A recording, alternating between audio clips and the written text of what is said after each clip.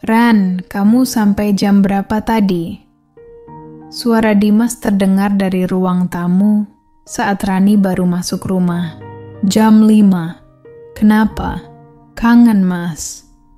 Rani senyum tipis sambil melepas sepatu haknya di depan pintu. Dimas yang sedang selonjoran nonton TV cuma mendengus. Siapa juga yang kangen? Cuma kaget aja, kok kamu pulangnya cepet? Biasanya aja lembur terus. Rani tertawa kecil, masuk ke ruang tengah, lalu duduk di lantai tak jauh dari sofa tempat Dimas duduk. Iya mas, kebetulan kerjaan lagi santai. Lagian, kalau pulang malam terus, nanti Bulik marah dikira aku main terus. Alasan. Tak pikir kamu gak betah di sini kok. Dimas mengambil bantal sofa, melemparkannya pelan ke arah Rani. Ya betahlah mas. Ada yang bisa disuruh-suruh tiap pagi. Balas Rani cepat, membuat Dimas melirik tapi sambil senyum. Sejak Rani datang 2 minggu lalu, rumah keluarga Dimas jadi lebih rame. Biasanya Dimas jarang di rumah, lebih sering nongkrong sama teman-temannya. Tapi entah kenapa, dengan adanya Rani, dia jadi sering pulang lebih cepat. Mungkin karena Rani selalu bisa bikin suasana nggak kaku. Atau mungkin karena Dimas diam-diam senang disuruh jagain terus ngurusin Rani juga. Dimas, ini teh hangat. Suruh minum jangan kebanyakan kopi. Suara ibunya Dimas, Bu Yuni. Bu Yuni muncul dari dapur sambil membawa nampan berisi 2 gelas teh. Rani yang bikinin tadi loh. Oh gitu? Makasih Mbak Rani. Goda Dimas pura-pura sopan, bikin Rani meringis. Lebay banget sih kamu mas. Udah minum sana. Jawabnya, mendorong gelas teh ke arah Dimas. Bu Yuni hanya tersenyum melihat keduanya. Baguslah kalian akur. Biasanya Dimas kerjaannya ngalamun. Sekarang bisa ketawa tiap hari. Ya gara-gara ada yang diajak berantem, Bu. Seloroh Dimas membuat Rani terkekeh. Malam itu mereka bertiga makan malam bersama. Bapak Dimas kebetulan lagi dinas luar kota. Rani cerita soal pekerjaannya. Dimas sesekali nimbrung dengan komentar-komentar usil. Dan Bu Yuni tampak bahagia melihat anak dan keponakannya rukun. Malamnya Dimas sempat rebahan sambil scroll ponsel, tiba-tiba kepikiran. Seru juga ya ada dia di sini. Rumah jadi nggak sepi. Mas Dim, minggu depan aku mau kos ya, kata Rani suatu malam di ruang makan, sambil membantu Bu Yuni beresin piring. Dimas yang sedang main HP langsung menoleh. Hah? Ngekos? Kok mendadak? Rani nyengir kecil. Nggak mendadak, Mas. Emang dari awal aku cuma mau tinggal sementara kok. Lagian, kantorku kan jauh banget dari sini. Kasian kamu sama Bulik kalau aku ngerepotin terus. Ngerepotin apanya? Kamu juga nggak pernah minta apa-apa. Gumam Dimas. Agak nggak suka mendengar kabar itu. Bu Yuni ikut menimpali. Nggak apa-apa kamu di sini, Ren. Tapi kalau kamu maunya gitu, ya Bulik nggak bisa larang. Cuman, Bu Yuni menatap Dimas sekilas. Dimas, kamu jangan cuek. Sekali-sekali tengokin Rani di kos, ya. Kamu kan kayak kakaknya di sini. Dimas cuma mengangguk, pura-pura santai padahal dalam hati seneng. Alasan bagus buat tetap sering ketemu, pikirnya. Seminggu kemudian Rani resmi pindah ke kosan kecil dekat kantornya. Waktu Dimas datang mengantar barang, Rani tampak sibuk menata lemari. Wih, kosan cewek, rapih banget. Komentar Dimas sambil duduk di kasur tipis dekat jendela. Jangan norak gitu, Mas. Baru pindahan juga udah ngejek. Balas Rani sambil meliriknya. Bukan ngejek, kagum. Aku kira kosmu bakalan berantakan, ternyata enggak. Kamar aku aja kalah rapi. Rani tertawa kecil. Ya iyalah, aku kan perempuan. Lagian, gak enak kalau ada teman kantor main, terus liatnya berantakan. Dimas cuma mengangguk, tapi matanya sesekali memperhatikan Rani yang mondar-mandir. Ada perasaan aneh, nyaman sekaligus ingin terus berada di dekat Rani. Sebelum pulang, Dimas sempat berkata, "Ran, kalau ada apa-apa kabarin aku, ya malam sekalipun, jangan sungkan." Rani tersenyum. "Iya mas, makasih udah mau repot-repot anterin dan bawain barang. Traktir bakso deh besok." "Nah, boleh juga tuh," jawab Dimas cepat. Senang ada janji buat ketemu lagi. Sejak hari itu, hampir tiap minggu Dimas mampir ke kosan Rani. Kadang alasan bawa makanan titipan Bu Yuni, kadang sekadar lewat. Tapi sebenarnya dia memang kangen. Hujan turun deras malam itu. Rani duduk di kasurnya, ponsel di tangan, mata sembab. Chat terakhir dari pacarnya Bayu masih terbuka. "Kita sudahi ajaran, capek LDR nggak jelas kini." Rani menghela napas berat. 3 tahun hubungan yang ia perjuangkan terasa hancur dalam beberapa kata. Tiba-tiba ponselnya berdering. Nama Dimas muncul. "Halo." Suara Rani serak. "Kamu di kos?" Suara Dimas di seberang agak tergesa. "Aku depan kos, boleh masuk nggak?" Rani kaget, buru-buru menyeka air mata. Iya, bentar mas, aku bukain." Tak lama kemudian, Dimas sudah berdiri di depan pintu dengan jaket basah. "Aku lewat sini, lihat hujan deras, pingin mampir ke kos kamu." "Loh, kamu habis nangis ya?" Rani menghindari tatapannya. "Enggak mas, cuma ini debu masuk mata, jadi pedes." "Halah, alasan basi," gumam Dimas, masuk tanpa diminta. Ia taruh jaket di kursi dan duduk di kasur.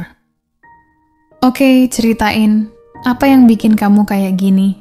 Rani duduk di ujung kasur memeluk bantal. Lama diam, lalu akhirnya bicara pelan. "Aku diputusin Bayu." Dimas menatapnya sekilas. "Oh, pacar lama kamu yang di desa itu." Rani mengangguk lalu senyum miris. "Iya, katanya capek, katanya nggak jelas. Padahal aku udah berusaha." Suaranya bergetar, air mata jatuh lagi. Tanpa banyak kata, Dimas mendekat, menepuk pelan bahu Rani. "Ren, ya udah.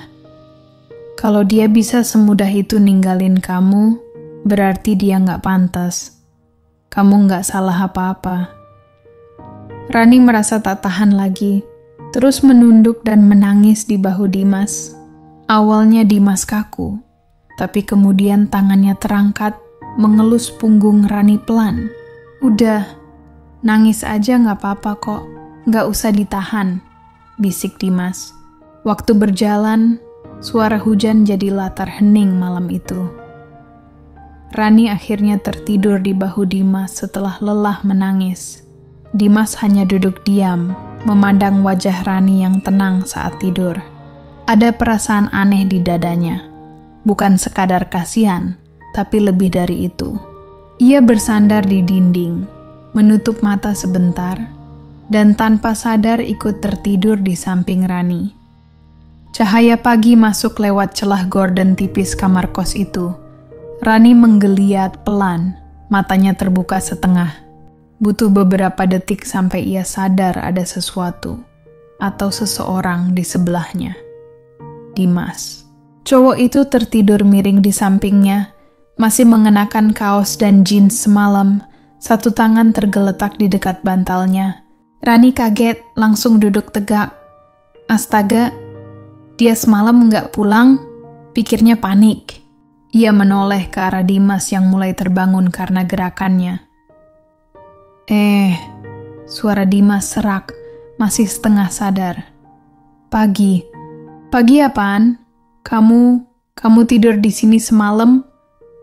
Rani langsung menyambar bantal terus memeluknya. Wajahnya memanas.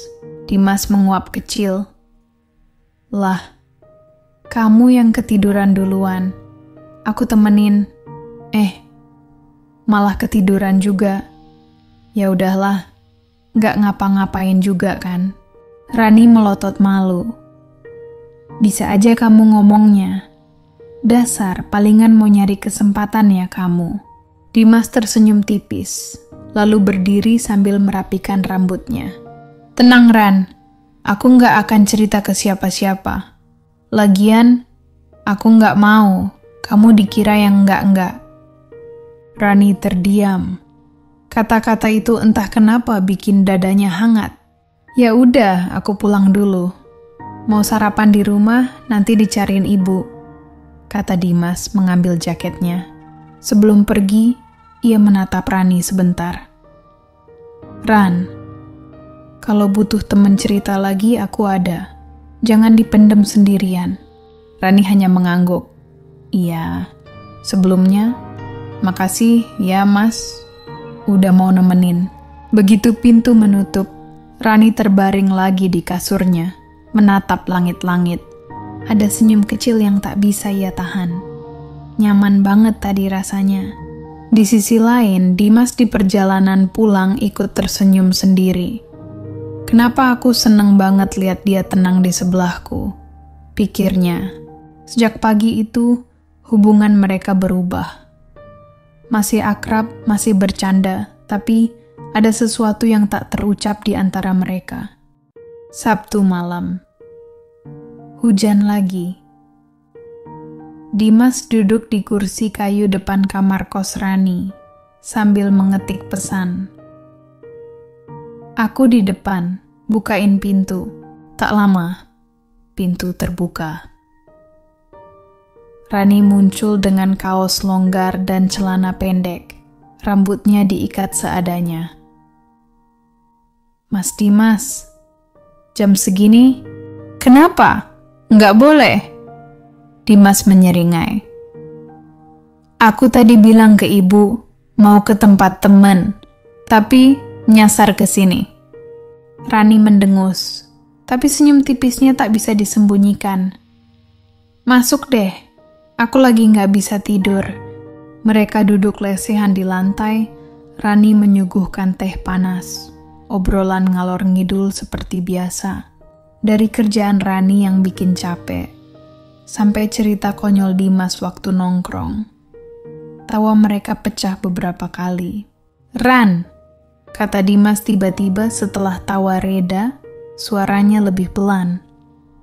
Kamu udah nggak kepikiran mantanmu lagi kan? Rani terdiam sesaat menatap gelas tehnya. Masih, kadang. Apalagi kalau malam gini, pikiranku rasanya kosong. Dimas mengangguk pelan. Kalau kosong isi sama hal lain, sama orang lain mungkin. Rani menoleh menatap Dimas. Ada hening beberapa detik. Kalau kamu, aku mau kamu, Mas. Gimana coba? Rani mencoba bercanda, tapi suaranya lirih. Dimas menatap balik. Tidak tersenyum. Kalau kamu nggak keberatan sih, ya nggak masalah kan? Suasana mendadak berubah. Tidak ada lagi tawa. Hanya suara hujan di luar dan napas mereka yang terasa dekat. Udah malam. Kamu pulang aja, Mas, ucap Rani pelan. Tapi tangannya justru menarik bantal dan meletakkannya di kasur. Apa? Emangnya Mas mau nginep di sini lagi? Tapi jangan mikir aneh-aneh lo ya. Awas kamu. Dimas tak menjawab, hanya melepas jaket dan berbaring di kasur. Rani ikut rebah di sampingnya, saling membelakangi. Tapi lama-lama, tanpa sadar, jarak di antara mereka semakin dekat. Dimas mengulurkan tangan, menyentuh jemari Rani. Rani tak menarik diri, tak ada kata, tak ada janji. Hanya keheningan yang lebih jujur dari apapun. Malam itu mereka tidur dalam rasa yang sama-sama baru, nyaman tapi penuh rahasia. Hari-hari terasa berjalan lebih cepat bagi Dimas dan Rani.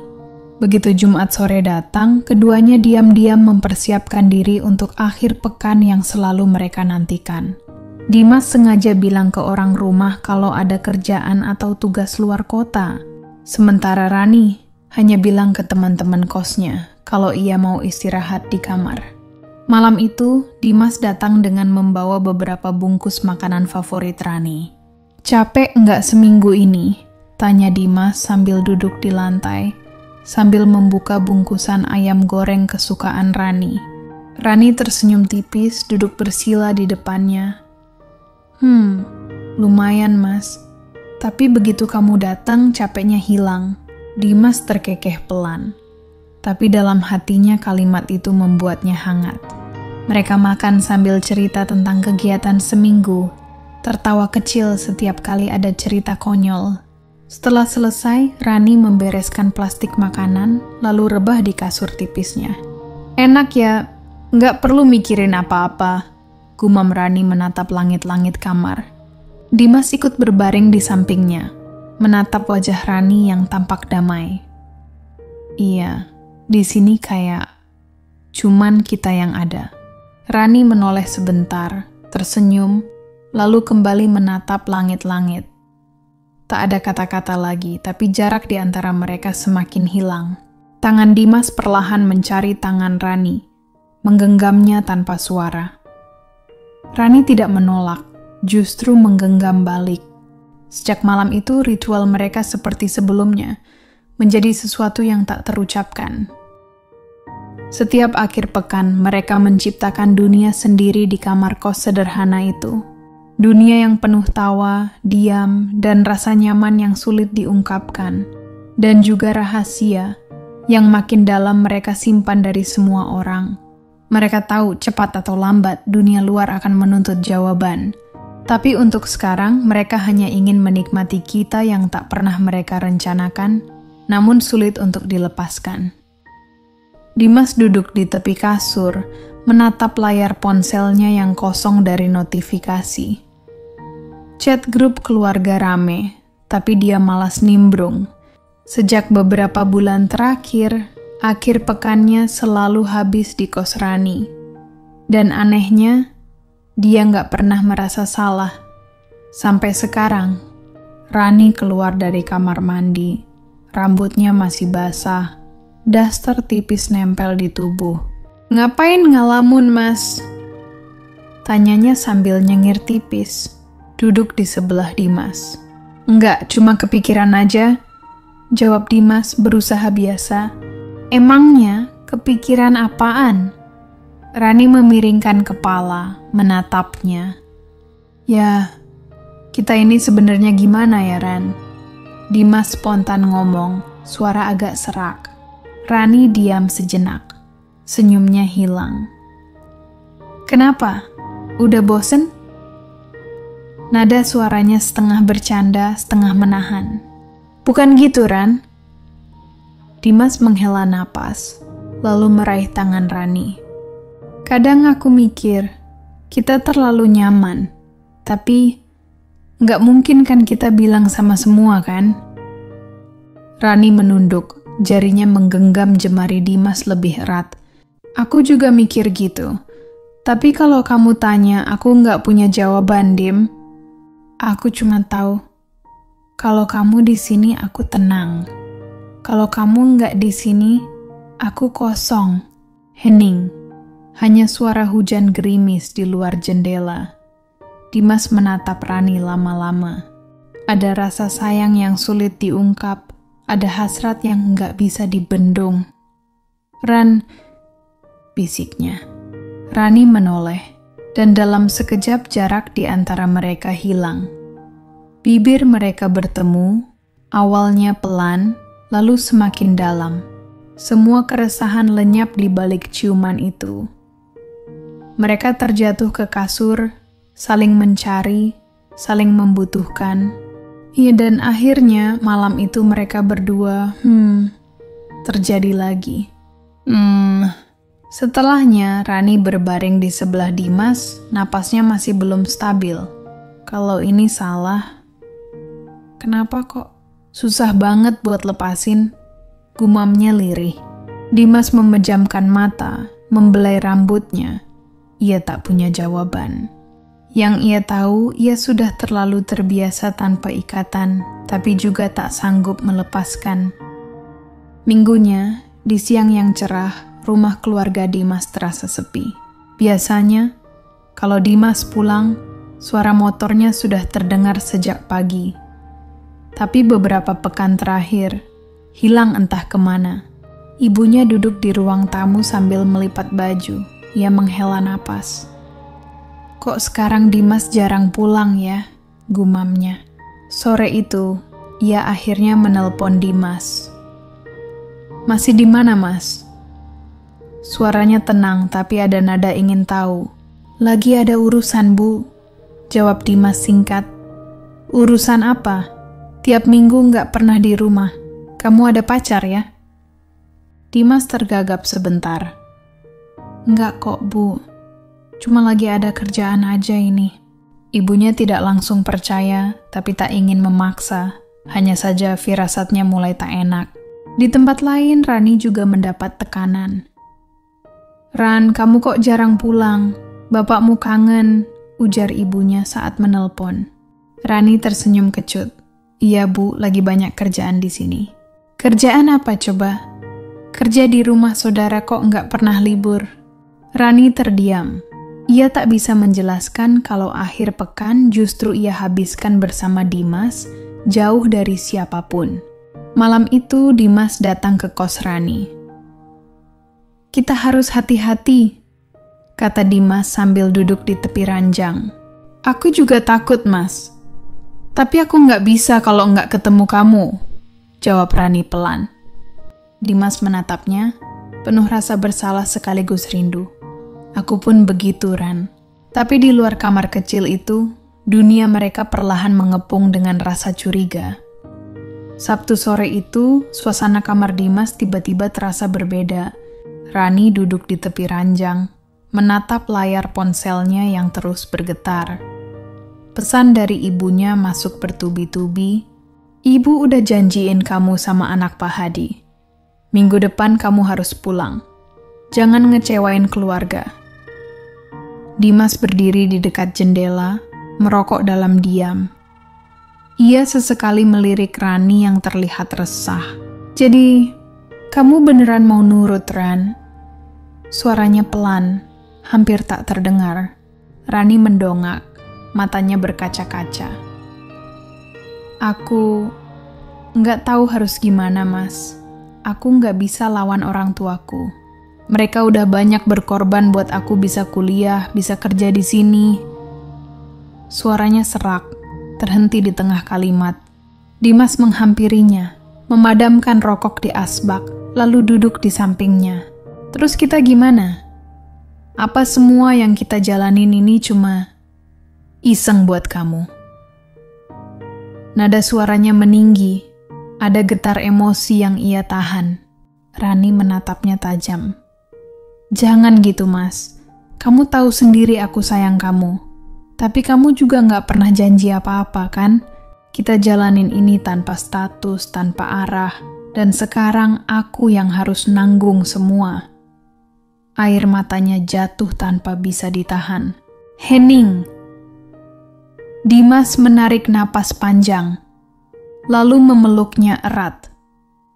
Rani balas memeluk, menangis di dadanya. Malam ini, terakhir kali, Ran. Aku nggak mau kita pisah tanpa kenangan, bisik Dimas di telinganya, lirih namun tegas. Malam itu mereka habiskan bersama tanpa banyak bicara, hanya saling mencari kehangatan. Setiap sentuhan terasa lebih dalam, setiap ciuman seolah perpisahan. Sesekali Rani terisak, tapi Dimas hanya mengecup keningnya, menahan perasaannya sendiri. Menjelang subuh, Rani terlelap di pelukan Dimas, sementara ia menatap langit-langit kamar yang gelap. Matanya kosong, pikirannya kacau. Ia ingin menahan Rani, tapi tahu dirinya tak punya kekuatan apa-apa untuk melawan keadaan. Esoknya, saat Rani bersiap dengan koper kecilnya, Dimas hanya berdiri di depan pintu kamar. Aku nggak janji bisa datang pas kamu nikah nanti, ucapnya pelan. Rani berhenti sejenak, menatapnya dengan senyum getir. Aku juga nggak janji bisa lupain kamu, Mas. Dan dengan itu, ia melangkah pergi, meninggalkan Dimas berdiri sendiri di ambang pintu, menahan sesak yang tak bisa ia ungkapkan.